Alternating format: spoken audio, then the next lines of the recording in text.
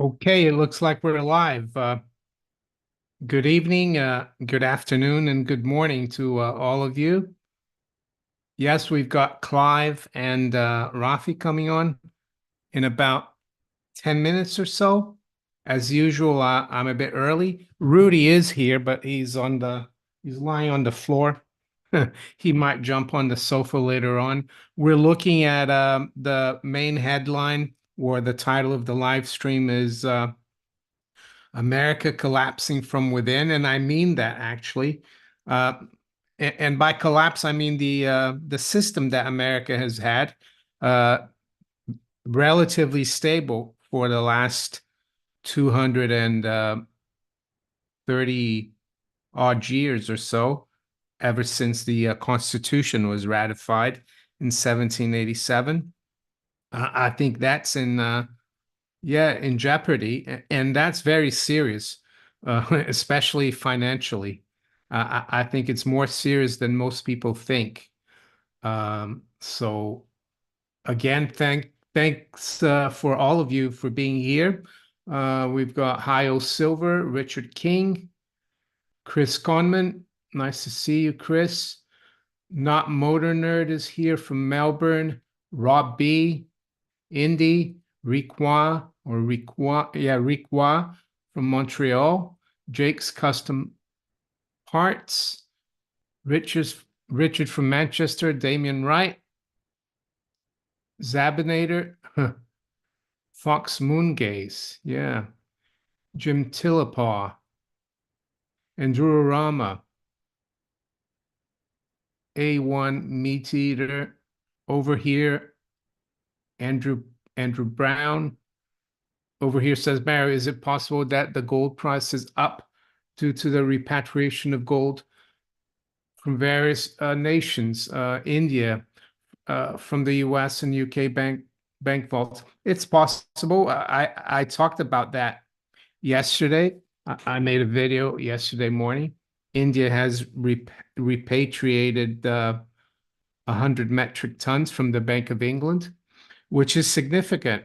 Well, watch the video, and if you haven't, or whoever hasn't, it's more than just having 100 tons allows the bullion banks and the central banks to leverage that maybe to 1,000 or even more, thousands of tons, because that's what they do in London. They hypothecate, and it helps them control the price. So the more that is repatriated, physical, the harder it is for them to manage the price. And it's probably one of the reasons why gold has been going up, the gold price. Ricardo Pereira from Brazil. Nice to see you here. Andrew Watson from Basingstoke. Evola Sunglasses from Essex. Yeah, I think there's quite a few of you already here. Paul Weens from Southern Manitoba. Dutch Libertarian. Hannah says, hi, Mario. Jane DR, good evening from Wales, Mario. Lovely to catch you live stream. Really enjoyed your interview the other day with Simon Hunt. Yeah, he's an interesting guy. It's the third time I've interviewed him. Very nice gentleman, Simon Hunt. Rich Tugas says, bonjour, Mario. M from Toronto. Brady Girding from Indiana, I guess. Hoosier Daddy. Millionaire Betsit from Spain. Sandman Black from Italy. It's great to see people from everywhere. Keys Aben from the Netherlands. Guten Abend. I guess that means good evening in Dutch. Sounds a bit like German. Guten Abend. I know you guys don't really like the Germans too much, but the language sounds similar.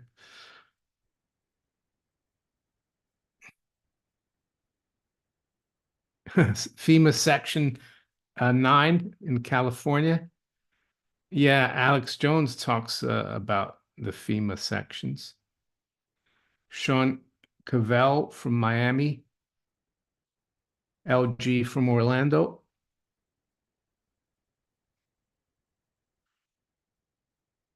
Anton Spoji from Bratislava, Slovakia. Yeah, both Germanic languages. That's right, Monique.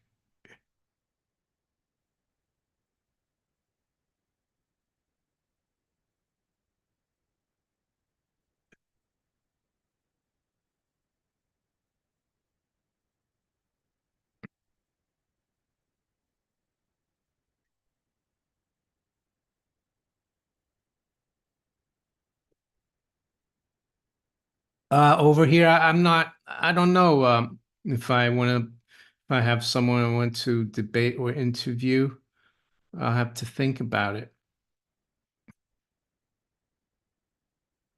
Uh, Valencia, treble seven. Yeah, I'm doing well. I had like, my left upper back was a bit sore, quite sore earlier this week. And I went to see a nurse the other day, and she said it's normal because of the heart surgery, because you're on like you're not on a bed, of course, when they operate you. You're on a hard surface for 4 hours. So yeah, it can be sore, your back. So yeah, it just takes time to heal. Yeah, so unfortunately I'm gonna have to wait about another month until I start really playing golf. Because when you play golf, you put a lot of strain on your back. So unfortunately, I'll have to wait a bit, be patient.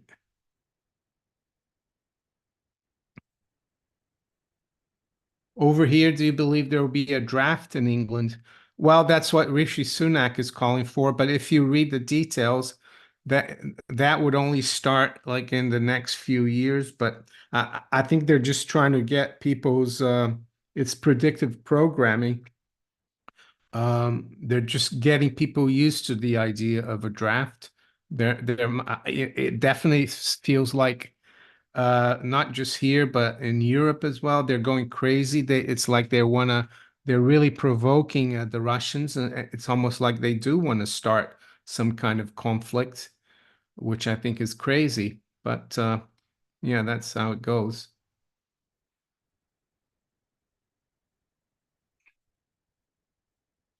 Over here, will Britain draft females?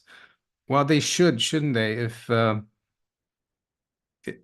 If there is equality now, if we live in a politically correct world, should be the same for women, right?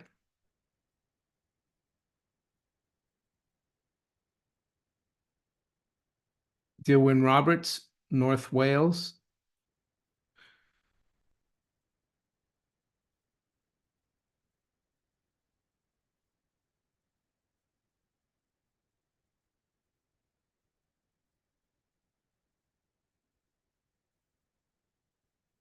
Yeah, Sojourner, Sojourner.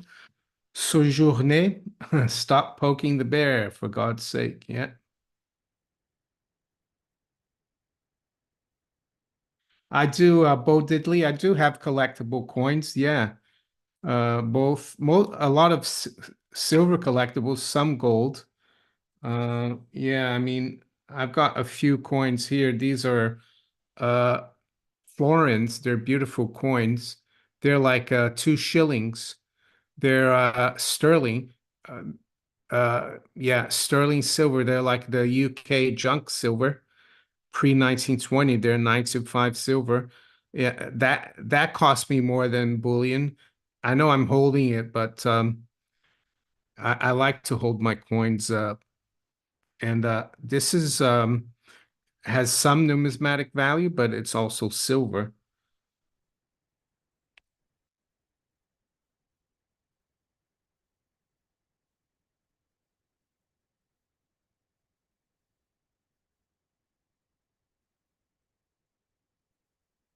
Douglas E. Middleton says Trump 2024. Um, well, yeah, I mean what I'm talking about here is not even about Trump. It's about the political system, how it, in my opinion, in the opinion, I think of a lot of Americans. I'm not American. I'm in the UK. I did live in the US. I went in the 80s, and so and I've done a lot of study, a lot of history. In my opinion, the system is broken, and that's serious because uh, Americans have had the major reserve currency for a very, very long time, mainly because of the stability of the system. Even during the Civil War, you had elections. Um, but now we're seeing, and the thumbnail I've got Trump with the former president of Pakistan, Imran Khan. And why is that? Well, because they're both being like politically, yeah, they're throwing lawfare at both of them.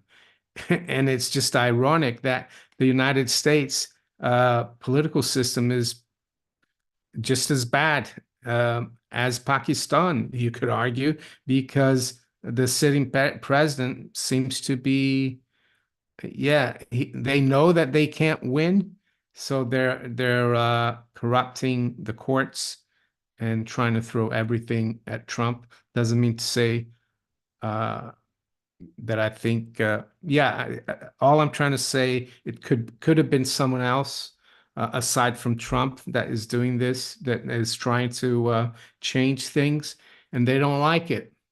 But you shouldn't use the judicial system to stop someone from running for president. Use the judicial system, I would say, unfairly. So we should have the other guys coming on soon.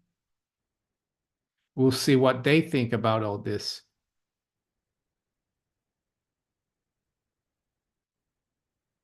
Sam, Jam, not currently the gold silver ratio is 76. What is your summation of how much more that reduces? Well, I think there's an important support at 72. Uh, I would say we could go into the low 60s or something this year. Let's see, Clive is here. Let's admit him on. And then we're going to have Rafi as well.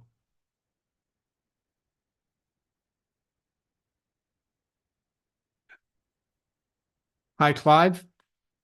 Good evening, Mario. Good evening. Oh, Rafi's just arrived. Just letting him on. LG says we're becoming lawless. Yeah, that's right. That's what I think. And as a foreign, hi, Rafi. Hi, How are you? I'm good. Wait, it's the wrong microphone. Hold on. It sounds okay, but yeah, if you have to Good change. evening, Rafi. Good evening. How are you? Good, good. Hold on.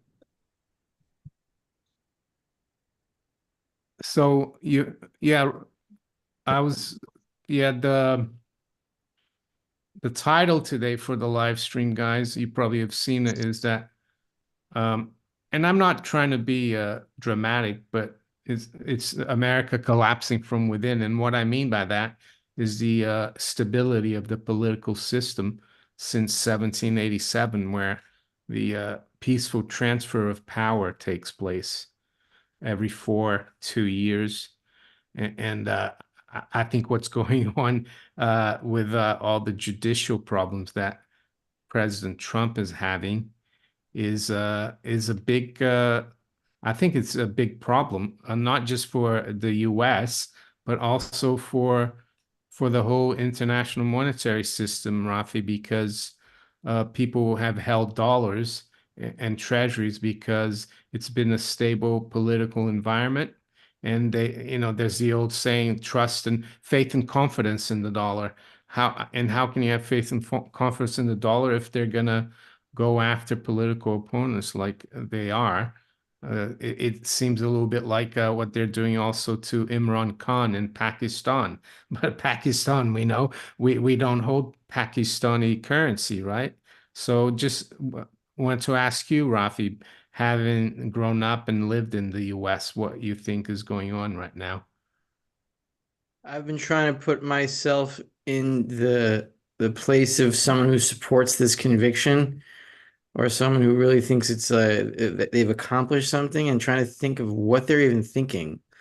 What do they think is good about convicting a former president who's leading in the polls and who's obviously being jailed for political reasons, or will be jailed for political reasons, it looks like? You could have a situation where the president-elect is in prison and he has to pardon himself. I'm not predicting that's going to happen, but it's conceivable now. I In one part of me never thought this would happen as a kid, and nothing was even close to this. I mean, I lived in America until 2002, and Decision 2000, Bush and Gore was a circus, and a lot of it was happening in the county just north of me. The whole thing with the butterfly ballot and Pat Buchanan, and he won Florida by like 536 votes or something. I mean, the election was say it, the two sides didn't like each other, but it's not like we were threatening each other with jailing or violence. But now it is. But when you connect it all back to inflation and what happens to a society when they do this to the monetary system, this is just part of it. It's all part of the same thing, and we know what happens next. I mean, once look, from a monetary perspective, once you start on the inflationary process, you cannot stop until there's a crash, either a hyperinflationary crash or a deflationary implosion. But that's the same thing. So the consequences that come with it cannot stop either until you follow through with them. So the best thing for America would be to experience the crash now, and then that would reset the system and stop the insanity or the political insanity. But as long as the inflation keeps going, things are going to get worse and worse, just like they did in every society where the inflationary system gets out of control. And that includes social and political consequences that we're seeing now in the United States. And it's unbelievable. But and then again, it's entirely predictable at the same time. Yeah, and I mean, back in 2000, the hanging chads, like you said, it was just one state. It was just Florida, and it got resolved. But and it also goes to show that you can question the results, which they did back then. And now, if Biden is saying if you question the elections or if you question the judicial system, you're against democracy, which is totally ridiculous. Clive, being an outsider like me, but having observed things for many years, what do you think of the current situation? And one thing, Clive and Rafi as well, that makes me really concerned, not scared, but concerned that it will spill over, not just it will spill over outside the US, is that the mainstream and the establishment they're pushing this narrative that, wow, yeah, Trump is a felon. It seems almost like all the narratives we've been having since 2020. If you don't believe this, you're crazy. But again, over 60 million Americans, I think, probably feel the same thing Rafi's feeling. So I'll let you answer that, Clive. Well, it's hard for me as a non-American to have an opinion on whether the verdict is right, or I'm not Democrat or Republican in any sense of the form. But I think we're setting a very dangerous precedent if we put a future president into prison. Maybe not for this particular case, but let's think forward to the years that will come. Isn't it very dangerous that it becomes acceptable to imprison presidents of the United States, the greatest country in the world? Where's that going to lead us? I think it's a very dangerous situation, and of course, it's creating a great divide amongst the American public. So much of a divide, there could be quite a bit of civil unrest over it, and of course, that goes, as Rafi has mentioned, the civil unrest goes further to undermine the confidence that other countries have got in the United States. The United States has traditionally been seen as a strong, stable country. But if we have a lot of civil unrest breaking out because of what's going on in politics this year, well, maybe that view is going to fade a little bit. So I think the best thing for America would be to put this to bed. If I was Biden, I think he should just give Trump a pardon and have done with it and move on. But I don't think that's going to happen.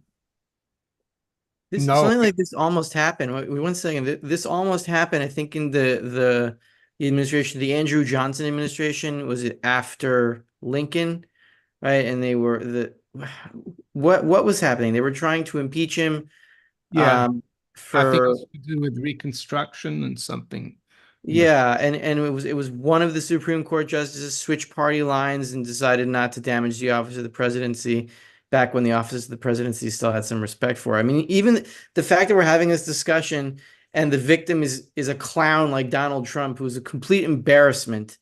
Even like I'm not a Trump supporter, but I understand what Trump supporters want. I get it, but this whole thing is crazy. The fact that he's the one involved here, or that he's not doesn't have a presidential temperament. He doesn't have a temperament to do anything really. It's just embarrassing. But so it's just a double circus. Yeah, I mean, I don't I mean like or dislike Trump, and like you said, I don't like his arrogance. He seems to be arrogant, but people like him, and he tells people what they want to hear. And yeah, like you said, it's anyway, let's move on. We've got a super chat here from Joe Sabata, says, love all the work and edification you guys provide. Thanks. So, yeah, uh, Rafi, how do you think this could impact? Do you think what the BRICS are doing in terms of trying to create their own alternative system is because they see what's going on in the US, and they seem to think, oh, we need to have our own system because if they can imprison a president, they can do anything to our reserves, or just like they did with Russia.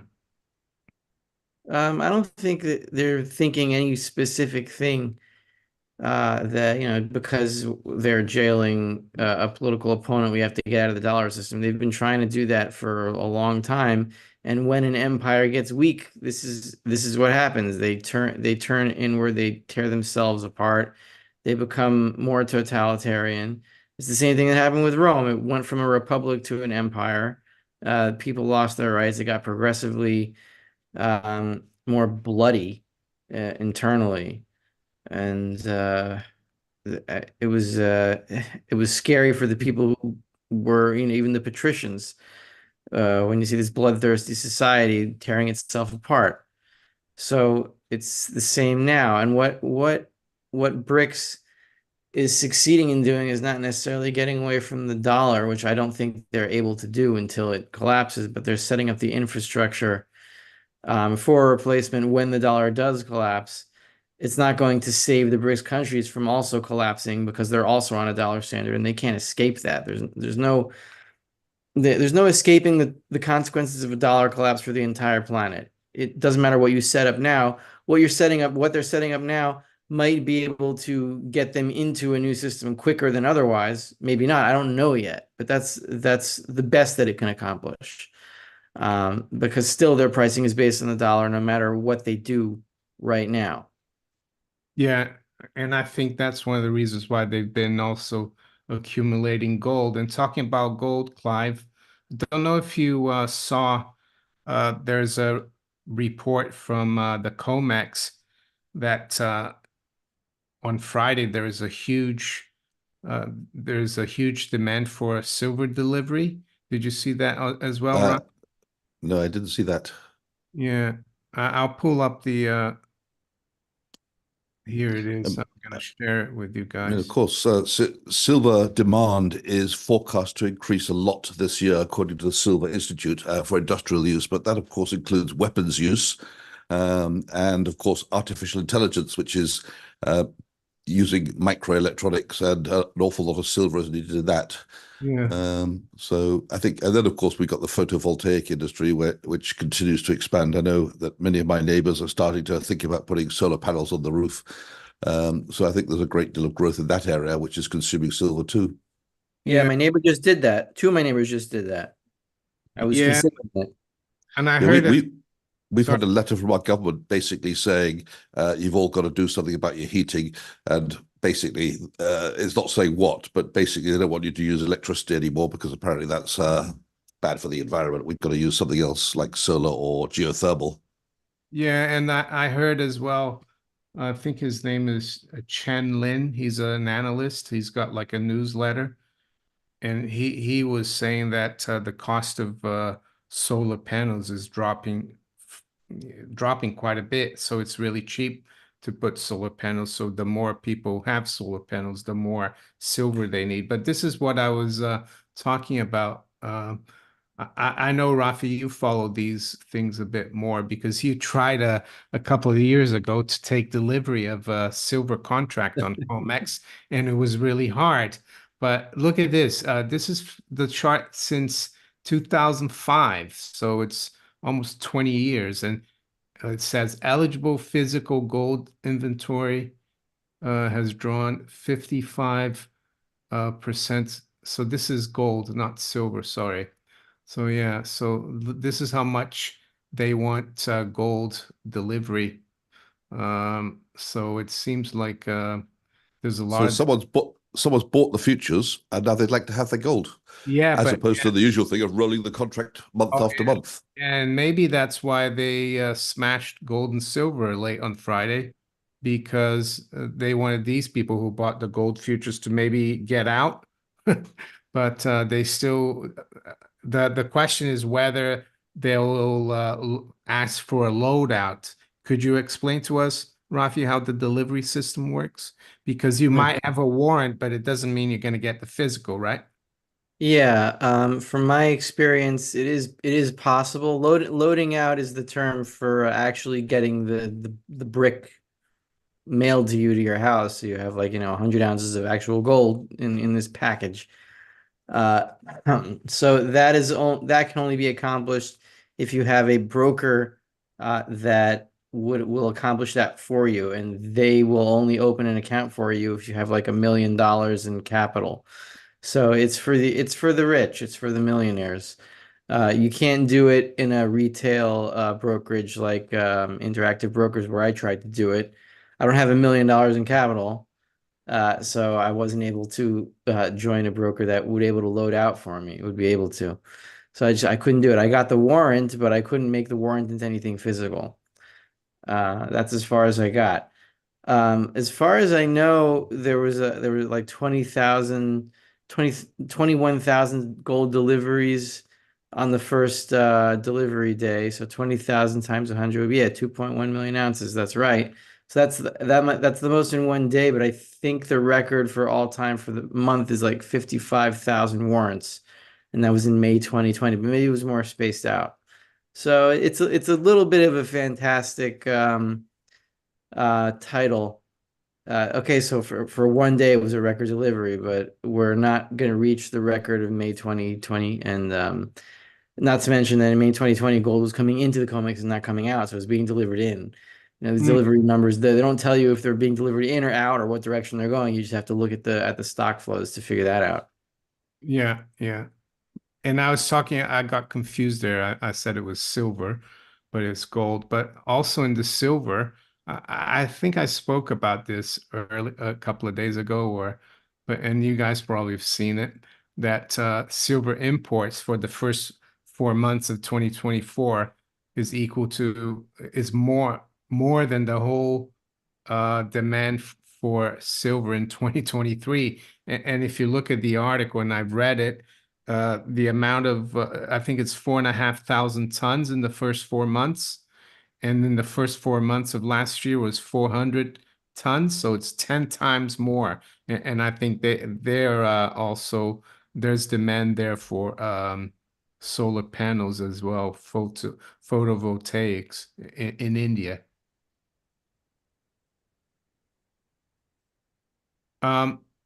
Clive, I was reading something you wrote on LinkedIn about CPI, and maybe Rafi can talk about what he thinks. I know CPI is just a measure of prices. It's not really inflation, but be as it may, people look at it as inflation. Could you tell us why you think you're seeing CPI even maybe above 4 or even 5% by the end of the year? Yeah, so there's a lot of statistics out there about what CPI, and of course, there's lots of CPIs depending on which one you're to look at. And the Federal Reserve has got their preferred measure of inflation called the PCE index. I've looked at two of them, the PCE and the CPI, all items, and tried to figure out where they're going. One of the things which is not playing in favor of the Federal Reserve getting down to their 2% is the calendar effect. What that means is that we had some months ago, earlier in the year, relatively high prices of various things, which are in the index. And when we look at the prices today, there hasn't been very much change, which is where we get our inflation rate of 2.5 to 3.5%, depending on which index you're looking at, because we're looking at a high point to a high point. But we're at a high point at the moment compared with where we were 3 or 4 months ago.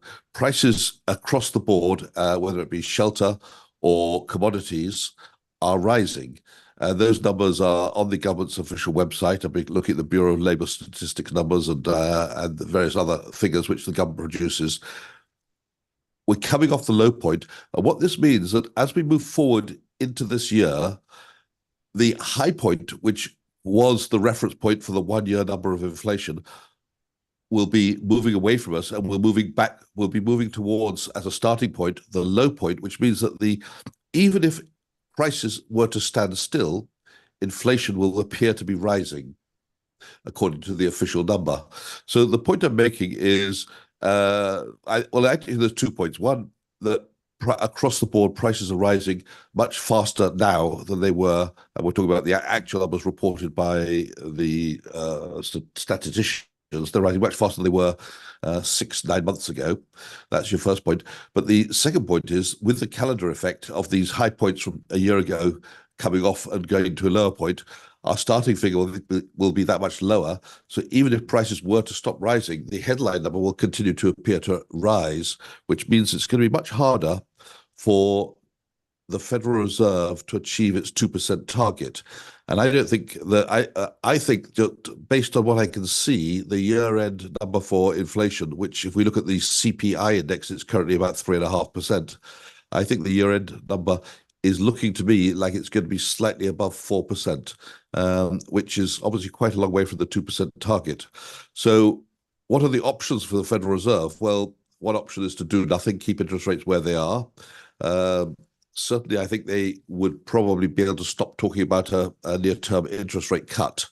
That would be another option. But I think the other thing they might well do is start to raise the inflation target and say 2.5 or 3% is acceptable. In other words, set themselves a new goal, which is nearer to where we will be in inflation terms, and therefore that much more easily achievable. The other thing they could do, if we look at the Fed's preferred measure of inflation, which is the PCE, we're currently at 2.8%. They could say, well, 2.8% is near enough to our target. We'll start cutting rates anyway. If they're going to do it at all, they really should do it now. Otherwise, it'll be seen as pandering to the present administration to try and boost the economy just before the election. So I don't think they're going to do it, but that would be one of their options. What do you think, Mario? Well, yeah, I mean, I also look at the M2 money supply. That seems to be picking up again. But as most people look at inflation as CPI, so yeah, the Fed is going to have a tough time, and I think the longer term yields will go up, and that's not going to help. the U.S. Treasury. And there's a tweet that I'll show later about unemployment. It seems to be a lot worse than expected. They revised employment down quite a bit. Rafi, any view on the CPI?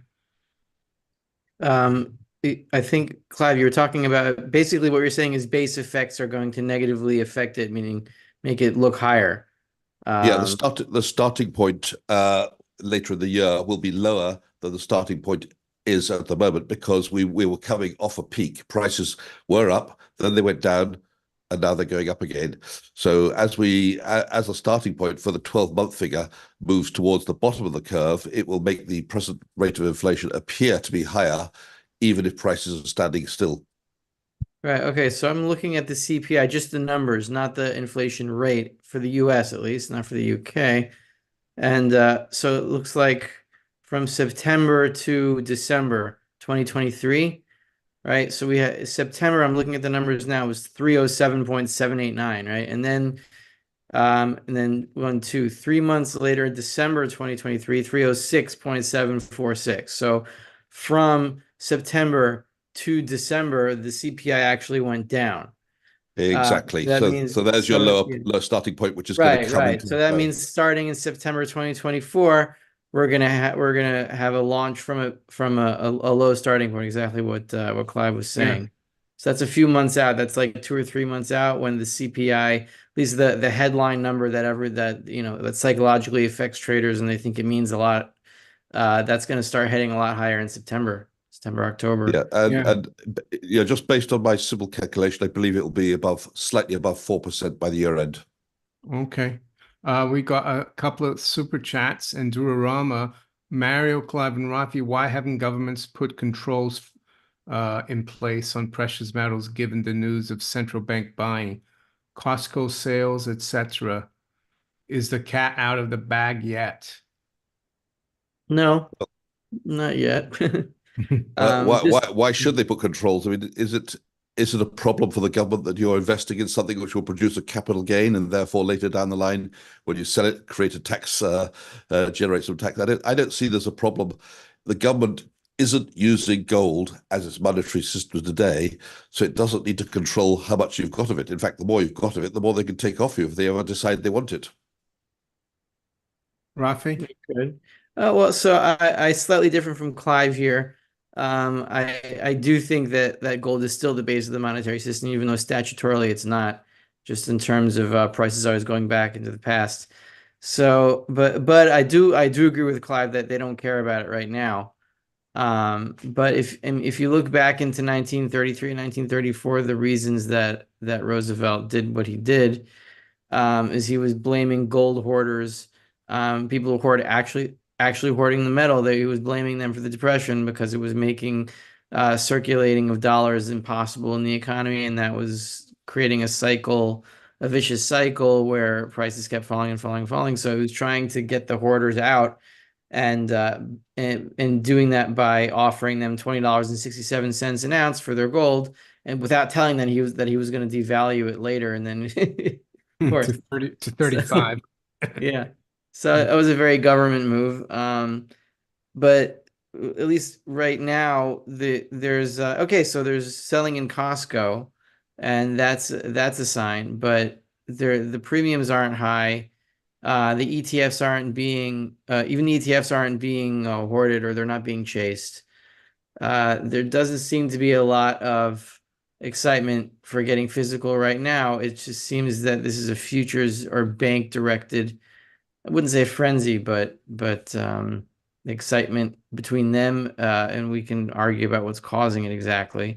In the end, it's always just the monetary system when you come to the broadest explanation for what is going on. Like when the currency collapses, gold goes up, but that's the flip side of the same coin, right? That's Yeah. that's the definition of it.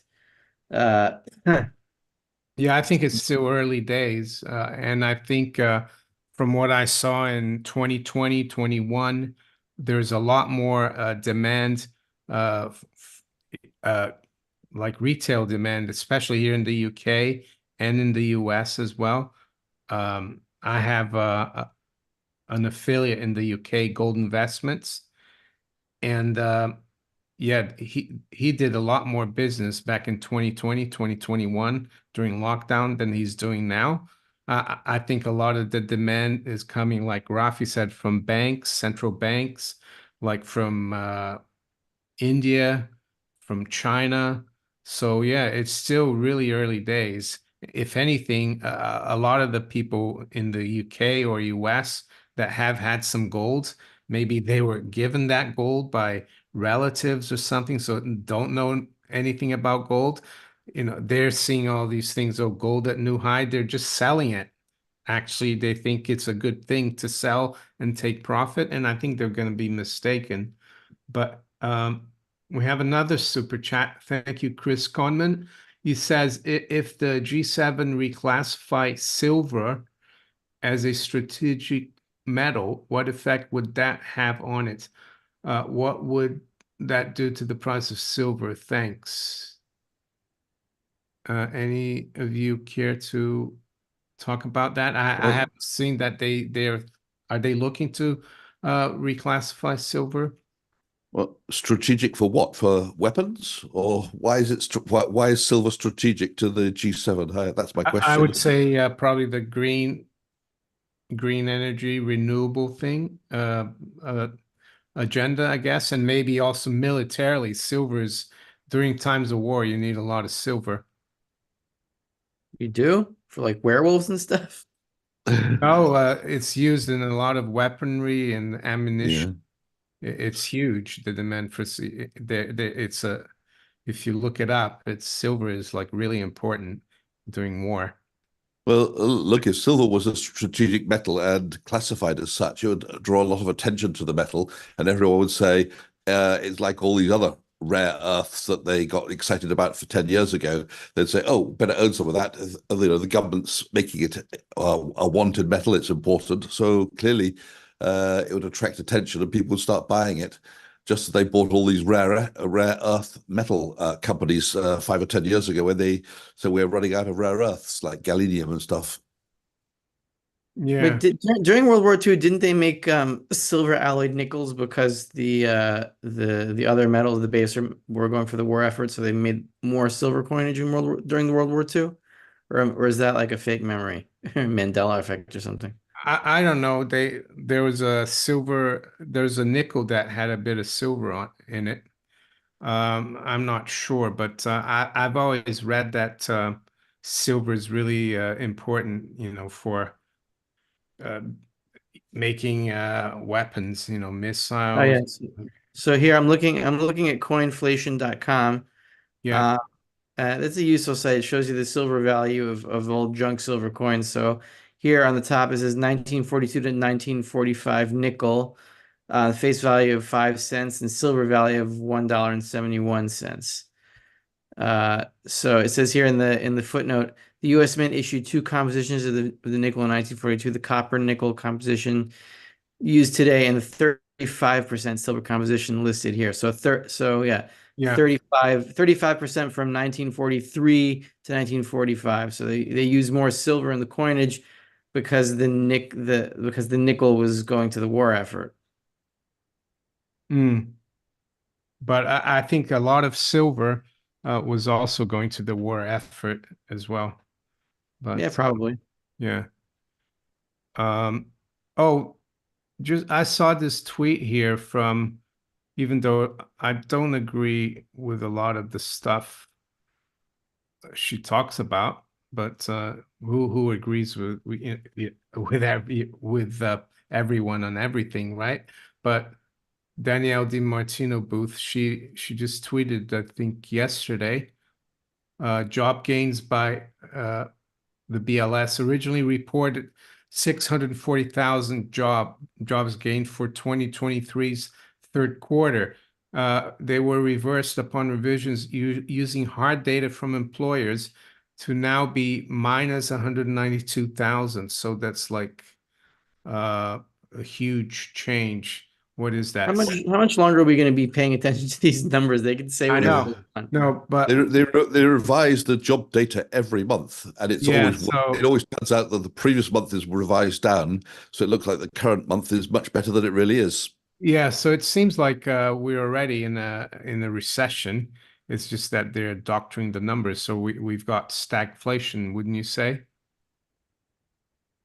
If we're in a recession, that's stagflation. When you have a recession with inflation, yes. Mm. Just coming back, Mario, to the silver numbers, I look at the Silver Institute. They are saying that the consumption of silver in photovoltaics rose in 2023 by 64% year on year. Yeah. No, yeah. And electrical use of silver rose by 20% year on year. And that was kind of counteracted by physical disinvestment and recycling of minus 28. So kind of that's how the figures balance out. But bottom line is the mined production went down last year, and it's forecast to go down again this year. And it's down over the last decade. It's down almost every year over the last decade. So this year, last year, it was well below that of 2015, according to the Silver Institute. That's in terms of production going down, and demand it's showing going up.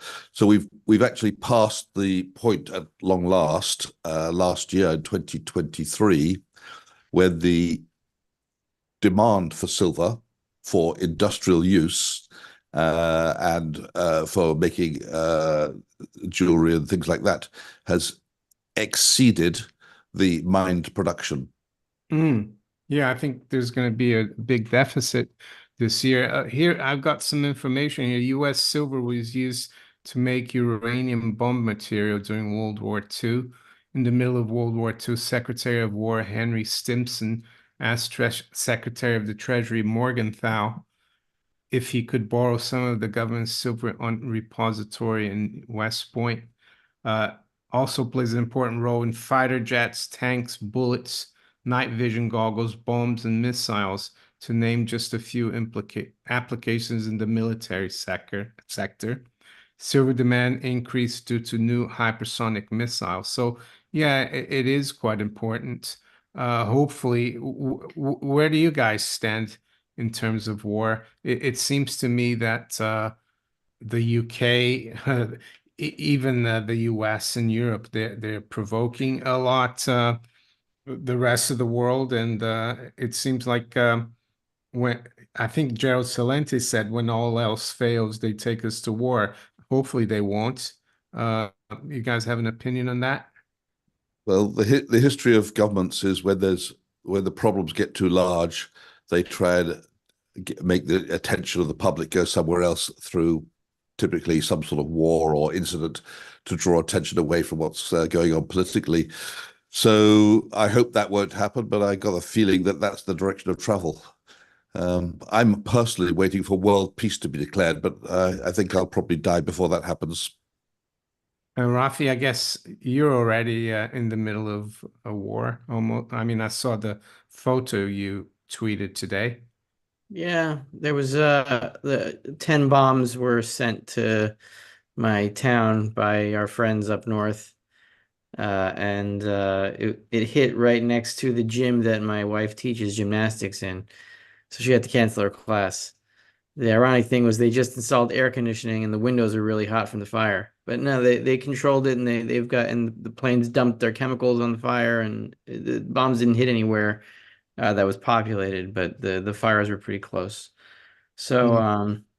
yeah, I'm not rooting for war, and really what the potential monetary demand for silver far outweighs any war applications or even solar use. So I don't really pay attention that much to the other uses of silver, because that's not really what I'm waiting for. Oh my God, the lights. I put my house on a timer on Friday, and then sometimes I forget to reset it. So I'm gonna go and turn my lights on manually, and I'll be back in like a minute.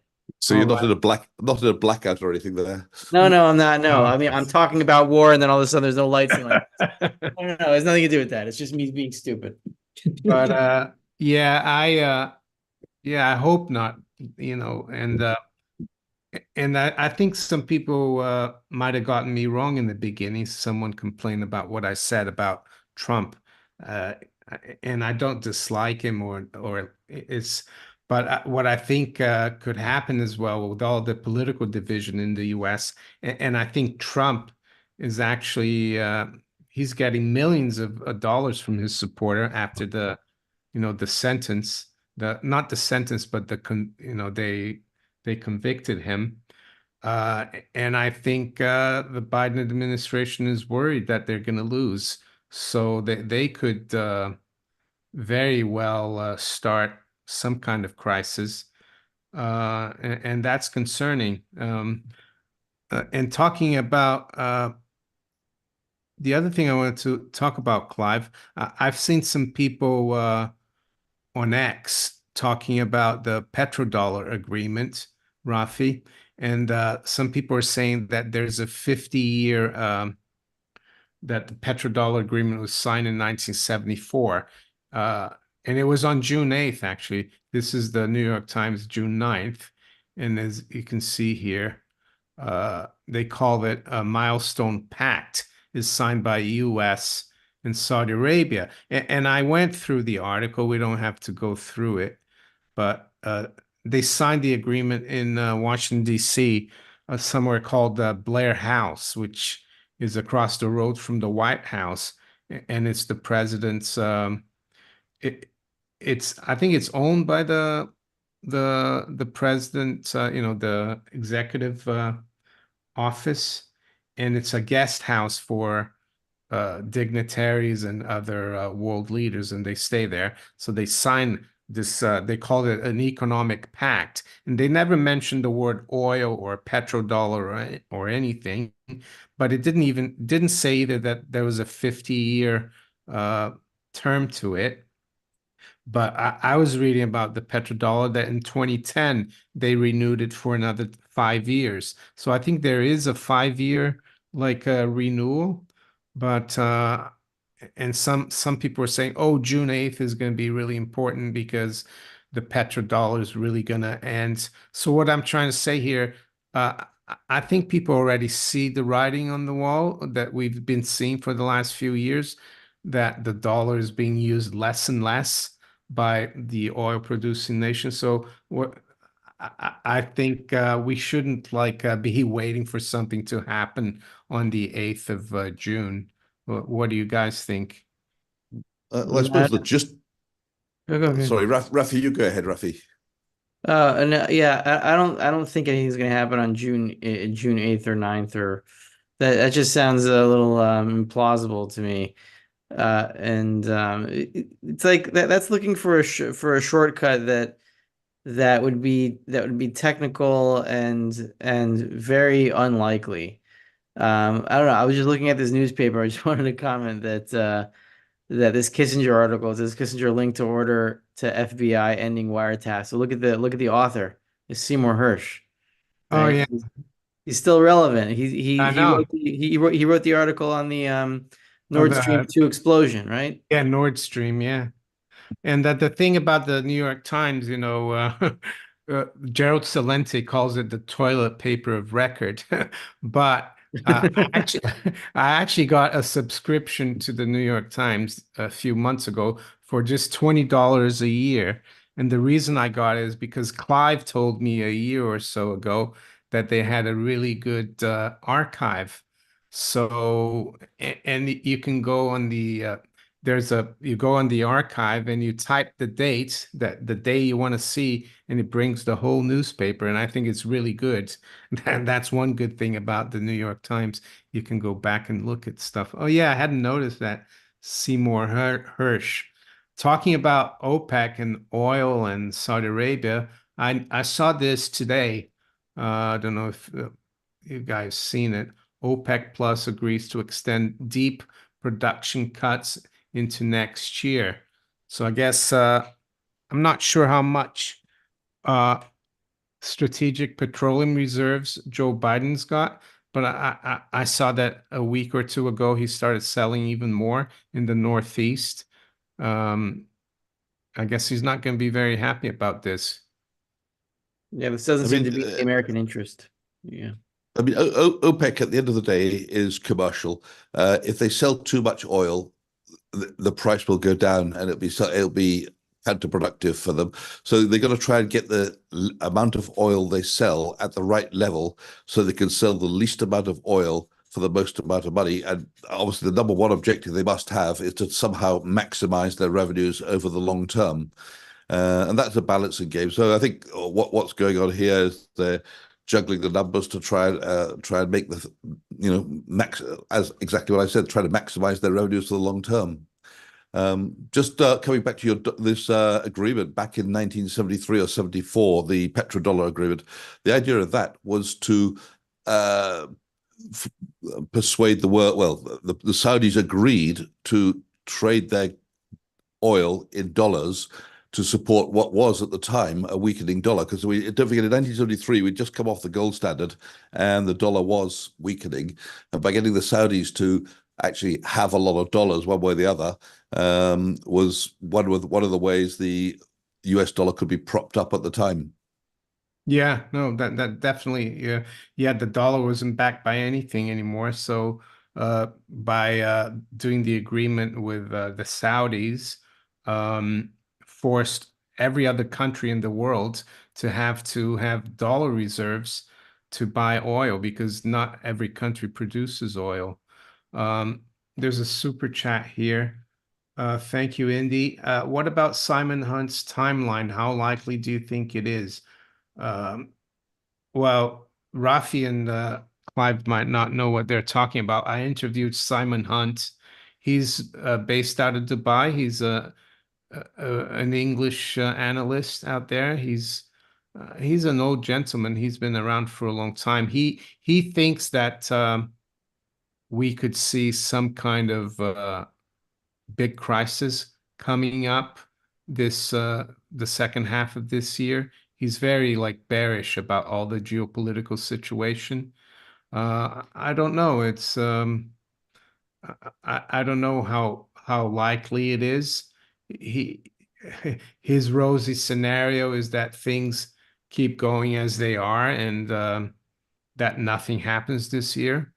But Well, we're very overdue for a recession. I mean, we've been I don't know how many years, but a very, very long time without a proper recession. So it's kind of time that one happens. But and I think he's forecasting it in 2025, or maybe he's forecasting a depression worse than a recession. Sooner or later he'll be right. yeah, and also we probably would have had a recession in 2020 if it wasn't for all the fiscal and monetary largesse they injected. Because you look at those Fred charts, they give the shaded area. The last big shaded area was 08, 09, and even that wasn't that long. It's very short. Yeah, it seems like anytime now there's a slight hint of recession, they pump everything up. So yeah, it's like they don't want recessions anymore. It's like they're getting out the Gordon Brown playbook that they killed the business cycle, but they never will kill the business cycle. It will come back to haunt them. How do you see it, Rafi? Well, that's Keynes's in the general theory of employment, and what was the name of the book? That really bad book in economics. General Just theory theory of yeah. employment and labor or whatever. Yeah. Yeah, it was a ripoff of Einstein, and it was a much worse book than that. Uh, so he said his point is that we can stay in a quasi boom by continual money printing. Basically, he says it in a more palatable way. But that's the idea, that if you keep printing money at the appropriate rate, whatever that appropriate rate is, then you can prevent the business cycle from ever happening. The truth is you don't prevent it from happening. You just concentrate everything into the final crack up boom that will Yeah. eventually happen. But the thing is, the more you print money, the faster and the more aggressively you have to print it, as the cycle that you're trying to even out goes up and up and up. So you're on a curve, and you don't want it to go like this and be bumpy. So you try to just smooth it out by continual money printing until the end game. But either way, you end up in the same spot. It just depends if you're going to have recessions on the way or not. At the Mm, end, it's the same. You're gonna lose it all. yeah. Just one. People are talking about prices here, forecasts. I don't like to forecast things, and because I think gold and silver, they're not really going up. It's the currencies that are going down. But let's have a little bit of fun. Clive, when do you see silver hitting $50? Well, I've been saying to some friends, and it's been a bit tongue in cheek, that I think we're going to happen. It's going to happen this month, but you realise that's not really going to happen. No, it's more for the fun of things. But I do think we're in a bit of a bull market, and it could move very, very rapidly. So if I really had to put a timescale on it, I would say sometime next year. And Rafi? Well, that's the thing with silver, right? If you're in 1979 and silver's starting to climb a lot, a lot, but it's nowhere near 50, and then somebody says, "When do you think silver's going to hit 50?" And no one's going to say January next year, or within the year. And also in 2011 or 2010, silver was at what, 16, $17, and then just a few months later was at 50. So that's going to happen again. We just don't know exactly when, but when it does do that, it's going to be quick. Yeah. And then the real question is, once we hit 50, what I find a lot more exciting than silver hitting 50 is, once it does hit 50, is it going to go back down this time, or is it going to stay with support there? And it's going to stay. I think it's going to stay with support around there. And then the move from 30 to 50 could take a few months. It could take a year. But once we get to 50, I think the monetary system is going to start coming apart. And then the move from like 50 to, let's say, $200-300 could be as fast as the initial move to 50 in 1979, 1980. And by then, when you have hundreds of dollars for silver, that's pretty much the end of the monetary system as far as I'm concerned. Yeah, the only reason I mentioned 50 because that's the obvious resistance, but I agree with you. This time around, it's gonna break through 50 and we could see some kind of move like and in 1979 it started actually in November, it's really started picking up. So it was in 2.5 months, it went from like $7 or something all the way to 50. The other thing about silver, I was comparing the long-term chart of silver with cocoa about a few weeks ago because cocoa went from like $2,500 early last year to, well, 2,500 to 3,000 per ton. And it went all the way up to 11,000. And I looked at a chart of cocoa going back to the late 70s, and it looked very similar to the silver chart, the big teacup and handle. And ever since 2020, it had been doing the same thing as silver, just consolidating in a little triangle. And it broke out last April or March.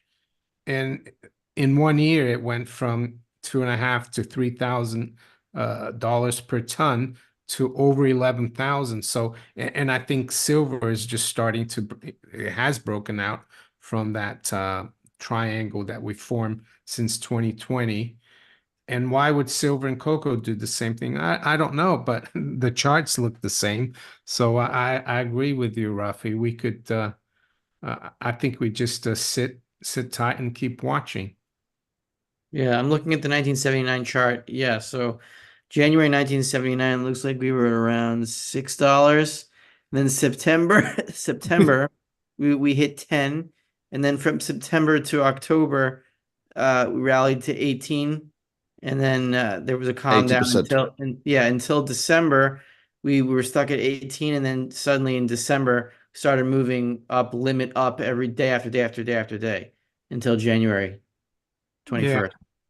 So, And so I then, think the message is very clear. When it starts to move, it can move very, very fast in weeks, even days. And if you haven't bought, you won't be buying because every day you can look at the price and saying, "I should have bought yesterday." yeah, Yeah. the other thing I would say is back in the 70s and early 80s, China and India, well, India maybe a little bit, but China and the Soviet Union or Russia, they weren't part of they weren't really involved in speculation and investing as they're now. So in 1980 as well, the Hunt brothers involved, and the Fed, the Treasury, the CFTC, they all met and they said one day, because silver was, I think one of the brokers was going to go bust. So they banned buying, opening positions of silver. So they just changed the game. And that's what drove, that's what made silver top at 50. But nowadays, I think if they did that, I don't think it would work because there's so much physical demand in other parts of the world. And So they're far more players. I mean, when the Hunt brothers were buying up the silver, they were literally the only buyer of silver. I mean, not quite, but their plan was to corner the silver market, and they had most of the silver on the exchanges. And as we all know, they changed the rules on the Hunt brothers and bankrupted them. yeah, and the thing about the Hunt brothers, they started buying silver in the early 70s because they couldn't buy gold because it was banned at the time in the US. And they had a lot of oil revenue because their father had like royalties from yeah, he was a big guy in Kuwait for oil. So they were like a private OPEC. They're just buying silver and taking delivery. But then I think they got a little bit too greedy and went for cornering the market in the late 70s, early 80s. We're talking a little bit about recessions, and I didn't put my piece in there, but I've been investing money for about 50 odd years. And I think every single year since I started investing, there have been countless reports that the next recession is around the corner, or or eventually a Great Depression. And the vast majority of times these were forecast, it never happened. So eventually recessions do happen, but they happen far less frequently than they're actually forecast. And I just wanted to, I was leaning over my bookcase a bit earlier because I wanted to show you a book from the 1980s. But in the 1970s and 1980s, I was used to read a newsletter from this guy called Bob Beckman. And this is a book he wrote called The Down Wave in the early 80s. But for years, I was reading this book in which he was forecasting that everything's about to crash. We're going to a Great Depression. It never happened. It never happened. I mean, it did eventually. We had a recession, but it was no big deal. Yeah, you will always have people who come out and say the next recession is right around the corner, and some of them will eventually be right, and then there'll be 5 years later they'll say it again, and they'll be held. Oh, the guy who predicted the last recession is here saying it's going to happen again, and it won't happen again. I think the cycle is about a 7-year cycle usually, which matches the Jubilee, doesn't it, Rafi? 7, 10 years. If you want to go there, you can go Yeah, there. yeah, Um, there are 7-year cycles. There actually I'm reading the Diary of Benjamin Roth now. I'm almost finished with it, of his diary of the Great Depression. Just a lawyer from Youngstown, Ohio, writing in a diary, a few paragraphs at a time, what's going on in the early 1930s. yeah. And he's I forgot I lost my train of thought. Wait. What was the topic? Recessions and cycles. Oh, cycles. Yeah. So he was mentioning 1873 because he wanted to understand what was going on in the 1930s. And so he's like, has this ever happened before? So he asks in his generation, the older people, in their 70s and 80s, remember the 1873 panic. And that was when we went off a silver standard, right? Went off a gold standard during the 1930, 1929, 1930. It took until 1933 to get off the gold standard, but we got off the gold standard. But why do we get off the silver standard? Because it was the Panic of 1873, and it was the same pattern, and that was also the Shemitah year. It's called the sabbatical year, 1873, and it might have also been a jubilee, but we don't know. And the same thing in 1931, which I think was the bottom of the depression. Yeah. The other thing I would say, I saw a chart few months ago or last year. It's about the CPI in the UK, and it all the way back to like 1800. And in the 1800s, you had years where the CPI was up 20%, then that next year was down 20, and it was really volatile. They let it go negative. But when you look at the Bank of England inflation calculator, CPI in the 19th century was virtually zero. So they allowed the business cycle to take place back then because they didn't interfere. So what I think we're going to get, um, because Clive was talking, people forecast recessions, they don't happen. They've been, masking it, like Rafi said earlier today, with money printing for so long that, yeah, we don't see it statistically. But what I think will happen, there will be there will be a really bad one coming, and I think it's soon. But it doesn't mean to say that we can't do well, because if you're prepared for it financially, spiritually, or everything else, you'll be okay. I think I think the press as well, and maybe us to some extent, try to sell chaos and negative things, but it doesn't. I think you can profit uh, But as long as you're prepared. Mary, I've just been, while you were talking, I was looking at the Wikipedia article on recessions. It even surprised me because they list the number of, or they list the recessions that happened year by year, how long it was between each recession. I couldn't believe it. According to Wikipedia, there have only been 6 recessions in the 50 odd years I've been investing. I started investing in 1975, and we had the 1980 recession, the 1981-82 recession, the 1990s, the 2001 recession, then the great one of 2007 to 2009. And the last one was very short in 2020, lasted for just 2 months. So there's only been 6 recessions in 50 odd years, according to Wikipedia. And the time between these recessions, it did vary quite a lot, but the first one was 4 years, then 1 year, then 7 years, 8 months, then 10 years, then 6 years, then 10 years, over 10 years. So what are we now? Since 2020 was the last recession. We're 3 years into waiting for the next recession. So if history is anything to go by, we've got a long wait for the next recession to come. Yeah, we'll see. I'll see. And so I think it's time now, and it's getting late in Israel for Rafi. Any final thoughts, Rafi, for the viewers before we wrap up? Yeah, well, how long has it been since the last recession? If you don't count 2020, because that was just a lockdown induced thing. Obviously, when you're going to lock down the economy, you're going to have a recession when you make economic transactions illegal and traveling illegal. So yeah, there will be a recession. Guess you could pull one off that way. Um, but it's been since 2008, and yeah, and the reason it's been so long is that money printing is now a part of the culture. People just they expect it, so they do it. But I do think the next recession will be the last one of this monetary system. I could be wrong. Maybe Clive disagrees. We'll see. Um, but No, I don't disagree with you, Rafi. It could be the last oh, one. oh, okay. Well, I'd like to hear you. It I'd could, like to hear it your could. thought on that. What happens after the next Yeah, recession then? I think the time has come for a new monetary system. If we go into recession, it will create a crisis for government finances, which are problematical already due to the very high level of debt.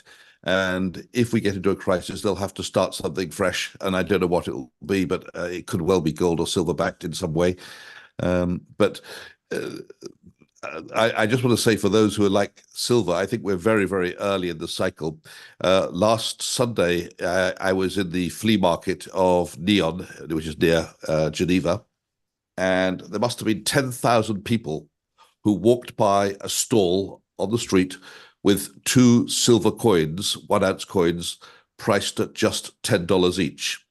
And I mean, 10,000 people walked by. I went by at 3 o'clock in the afternoon and bought them at $10 each. But frankly, people have no clue what the silver price is. Nobody's looking for it. Interesting. Yeah. Um, When everybody knows, that'll be the time to start spending them. yeah, that's right. Yeah, there's just a question here, and then we'll wrap up from Scott.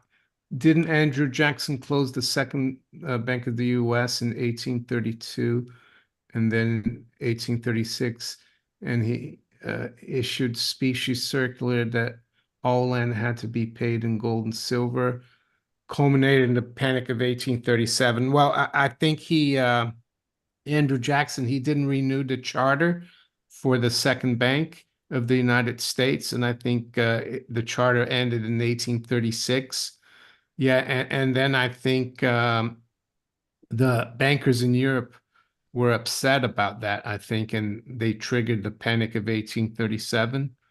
That's how I see it. Yeah. Rafi? Andrew Jackson was a pretty good president. Yeah. Looking back at his Yeah. record. He paid But the national debt in 1835. That was the only time that the US national debt was paid off. yeah, so that would cause a panic and a recession because even then, even though we're on gold and silver, there was still a lot of debt in the economy. And when you pay off debt, the money supply shrinks, and that causes a panic in the banks because there was still fractional reserve back then, even though it was nowhere near as extreme as it is now. You still Yeah. had a panic, which means we're gonna have a much worse panic now. Yeah, but the US didn't have a central bank from 1836 to 1913, and I think it did quite well during that time. Anyway, uh, Clive and Rafi, thank you for coming on again, and I wish you guys a great week. Thanks for having us. I'm off to bed. Yeah, Okay. thank you very much. Have a lovely evening, both of you. Bye. Thank you. You too, Clive.